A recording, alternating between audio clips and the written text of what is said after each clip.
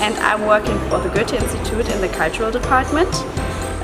We were organizing this exhibition because upcycling here is a big thing in Myanmar. Just need to go on the street and look carefully and with the awareness. Like mostly you see like this plastic cans and they put flowers in it.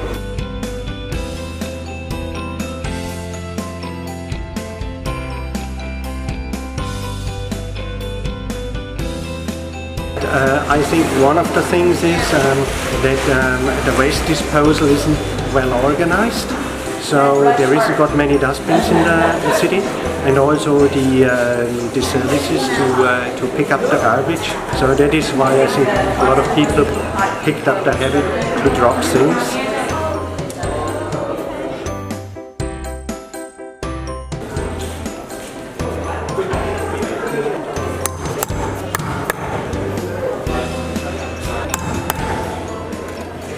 You cannot expect and all the problem sorted out by artists.